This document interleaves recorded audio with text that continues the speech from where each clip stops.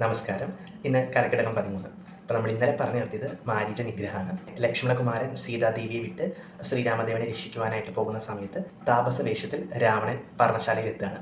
അപ്പോൾ സീതാദേവി ആ താപസിനെ കണ്ടിട്ട് അഭിവന്ദനമൊക്കെ ചെയ്തിട്ട് ചോദിക്കുന്നുണ്ട്, അങ്ങ് ആരാണ്, എവിടെ നിന്നാണ് വരുന്നതെന്നൊക്കെ ചോദിക്കുന്നുണ്ട്. അപ്പോൾ രാവണൻ പറയുന്നുണ്ട്, അതായത് താപസ്വരൂപം ധരിച്ച രാവണൻ പറയുന്നുണ്ട്, ഭിക്ഷാന്തേഹി.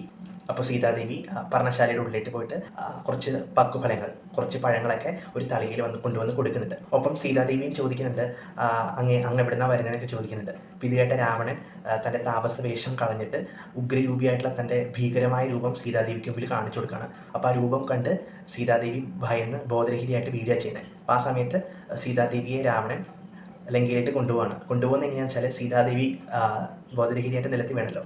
അപ്പോൾ ആ സമയത്ത് സീതാദേവി വീണ മണ്ണോടുകൂടി തന്നെ സീതാദേവി രഥത്തിലെടുത്തിട്ടാണ് കൊണ്ടുപോകുന്ന വഴി സീതാദേവി പെട്ടെന്ന് എണീക്കുകയും തന്നെ രക്ഷിക്കണേ എന്ന് പറഞ്ഞ് കരയുന്നുണ്ട്. അപ്പോൾ ഈ കരച്ചിൽ ദൂരെ നിന്ന് ജഡായി കേൾക്കുന്നുണ്ട്. അപ്പോൾ ജഡായി നോക്കുമ്പോഴത്തേക്കും തൻ്റെ സ്വാമിയുടെ പത്നിയെ ആരോ തട്ടിക്കൊണ്ട് പോവാണ്. അപ്പോൾ നോക്കിയപ്പോൾ അത് രാവണനാണ്. അപ്പോൾ ജഡായി പറന്നു വന്നിട്ട് രാവണനുമായിട്ട് യുദ്ധം ചെയ്യുന്നുണ്ട്. അപ്പോൾ യുദ്ധം ചെയ്യുന്നതിൻ്റെ ഇടയിൽ ജഡായി വന്നിട്ട് ആ തേര് തകർത്ത് കളയാണ് ചെയ്യുന്നത്. അപ്പോൾ ആ സമയം രാവണൻ തൻ്റെ ചന്ദ്രഹാസം, രാവണൻ്റെ വാളാണ് ചന്ദ്രഹാസം, ആ ചന്ദ്രഹാസം എടുത്തുകൊണ്ട് ജഡായുവിൻ്റെ 2 ചിറകുകളും അരിഞ്ഞു വീഴ്ത്തുകയാണ് ചെയ്യുന്നത്. അപ്പോൾ അരിഞ്ഞു വീഴ്ത്തുന്ന സമയത്ത് പക്ഷിയാണ്, പിന്നെ ജഡായുവിന് പറക്കാൻ കഴിയില്ല. അതിനുശേഷം രാവണൻ മറ്റൊരു തേരിൽ സീതാദേവിയെ കൊണ്ട് ലങ്കയിലേക്ക് പോവുകയാണ്.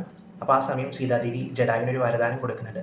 ശ്രീരാമദേവനെ കണ്ട് വൃത്താന്തങ്ങളൊന്നൊഴിയാതെ പറയാതെ ജഡായുവിന് മൃത്യു സംഭവിക്കില്ല എന്നുള്ള വരദാനം സീതാദേവി കൊടുക്കുന്നുണ്ട്. അങ്ങനെ സീതാദേവി പോകുന്ന വഴിക്ക് താഴെ ഭൂമിയിൽ പഞ്ചവാനരന്മാരെ കാണുകയാണ്. അപ്പോൾ സീതാദേവി ഒരു ഉപായം ചെയ്തു.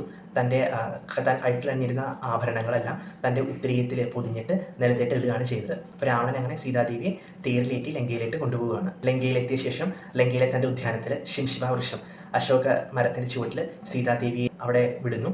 അങ്ങനെ സീതാദേവിക്ക് കാവലായിട്ട് 100ഓളം രാക്ഷസിമാരെ അവിടെ കാവൽ നടത്താണ്. അപ്പോൾ ആ സമയത്ത് മാരീചനെ വധിച്ച ശേഷം ശ്രീരാമദേവൻ തിരിച്ച് പർണശാലയിട്ട് പോയിക്കൊണ്ടിരിക്കുകയാണ്. അപ്പോൾ അങ്ങനെ പോകുന്ന സമയത്ത് ലക്ഷ്മണകുമാരൻ എതിർദിശയിൽ നിന്ന് വരുന്നുണ്ട്. അപ്പോൾ ശ്രീരാമദേവൻ ചോദിക്കുന്നുണ്ട്, ലക്ഷ്മണകുമാരൻ, ഞാൻ കുമാരനോട് പറഞ്ഞല്ലേ സീതാദേവിക്ക് സംരക്ഷണമായിട്ട് അവിടെ നിൽക്കണമെന്ന്, പിന്നെ ഇതിനാണ് ദേവിയെ തനിച്ചേക്ക് ഇങ്ങോട്ട് പോകുന്നതെന്ന് ചോദിക്കുന്നുണ്ട്. അപ്പോൾ പറയുന്നു, ദേവി അവിടുത്തെ കരച്ചിൽ കേട്ടു, അപ്പോൾ ജ്യേഷ്ഠനെ സഹായിക്കാനായിട്ട് എന്നെ പറഞ്ഞു വിട്ടാന്ന് പറയുന്നുണ്ട്. അപ്പോൾ ശ്രീരാമദേവൻ പറയുന്നുണ്ട്, അത് മാരീചൻ എന്ന് പറഞ്ഞ രാക്ഷസനായിരുന്നു, അവൻ്റെ മായയായിരുന്നു അതെല്ലാം എന്ന് പറയുന്നുണ്ട്.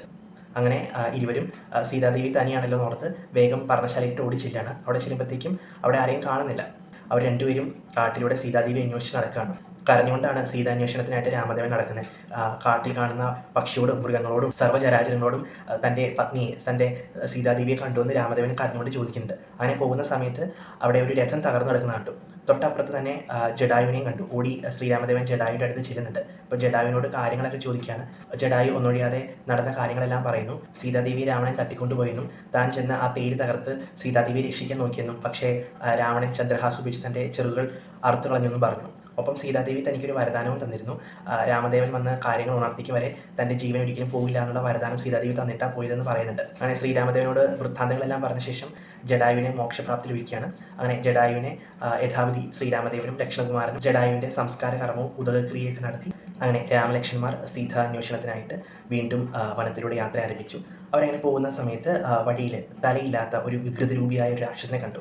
അപ്പോൾ അവർ ആ രാക്ഷസനോട് യുദ്ധം ചെയ്യുവാണ്. യുദ്ധം ചെയ്യുന്ന സമയത്ത് രാമലക്ഷ്മണന്മാർ ആ രാക്ഷസൻ്റെ 2 കൈകളും ഛേദിച്ച് കളഞ്ഞു. അപ്പോൾ ആ രാക്ഷസൻ ചോദിക്കുന്നുണ്ട് അവരോട്, തൻ്റെ കൈകൾ അറുക്കാൻ മാത്രം ശക്തിയുള്ള നിങ്ങൾ ആരാണെന്നൊക്കെ ചോദിക്കുന്നുണ്ട്. അപ്പോൾ ശ്രീരാമദേവൻ പറയുന്നുണ്ട്, താൻ അയോധ്യയിലെ രാജാവായ ദശരഥ മഹാരാജാവിൻ്റെ പുത്രനാണെന്ന് പറയുന്നുണ്ട്. അപ്പോൾ ഇത് കേട്ട കബന്ധൻ, ആ രാക്ഷസൻ ശ്രീരാമദേവനോട് പറയുന്നുണ്ട്, ഞാൻ യഥാർത്ഥത്തിൽ ഒരു ഗന്ധർവനായിരുന്നു. അഷ്ടാവക്ര മുനിയുടെ ശാപത്താൽ ഞാൻ ഒരു രാക്ഷസനായിട്ട് മാറിയതായിരുന്നു. മുനി എന്നെ ശപിച്ച സമയത്ത് പറഞ്ഞിട്ടുണ്ടായിരുന്നു, ത്രേതായുഗത്തിൽ ശ്രീരാമാവതാരം ഉണ്ടാവും. ആ സമയത്ത് ശ്രീരാമദേവനാൽ എൻ്റെ കരങ്ങൾ ഛേദിക്കപ്പെടും. അന്നേരം നിനക്ക് ശാപമോക്ഷം ലഭിക്കുന്നതായിരിക്കുമെന്ന് മുനി എന്ന് എന്നോട് പറഞ്ഞിരുന്നു എന്ന് ശ്രീരാമദേവനോട് പറയുന്നുണ്ട്. ഇങ്ങനെ പറഞ്ഞ് കബന്ധന് മോക്ഷപ്രാപ്തി ലഭിക്കുന്നു. അങ്ങനെ കബന്ധനും വേണ്ട രീതിയിലുള്ള സംസ്കാര ചടങ്ങുകളൊക്കെ നടത്തി. അങ്ങനെ മോക്ഷപ്രാപ്തി ലഭിച്ച കബന്ധൻ സുന്ദരനായ ഒരു ഗന്ധർവനായിട്ട് ആ തീയിൽ നിന്നും ഉയർന്നു വരികയും ശ്രീരാമദേവനെ സ്തുതിക്കുകയും ചെയ്യുന്നുണ്ട്. അങ്ങനെ ശ്രീരാമദേവനെ തൊഴുത് നമസ്കരിച്ച ശേഷം കബന്ധൻ ഒരു കാര്യം കൂടി പറയുന്നുണ്ട്. സീതാദേവിയെക്കുറിച്ച് അറിയാനായിട്ടാണെങ്കിൽ സുഗ്രീവ സന്നിധിയിലേക്ക് പോയാൽ മതിയെന്ന് പറയുന്നുണ്ട്. ഒപ്പം തൊട്ടടുത്ത ഒരു മാതങ്കാശ്രമമുണ്ട്. അവിടെ ശബരി എന്ന് പറയുന്ന ഒരു തപസ് ചെയ്യുന്നുണ്ട്. അവർ വർഷങ്ങളായിട്ട് രാമനാമം മാത്രം ജപിച്ച് തപസ് ചെയ്യാണ്. അപ്പോൾ അവരെയും ഒന്ന് പോയി കാണണമെന്ന് പറഞ്ഞ് സ്വർലോകത്തേക്ക് മറയുകയാണ് ചെയ്യുന്നത്. അപ്പോൾ ഇത്രയുമാണ് ഇന്നത്തെ കഥാസാരം. എല്ലാവർക്കും ഇഷ്ടപ്പെട്ടു എന്ന് കരുതുന്നു. നമസ്കാരം.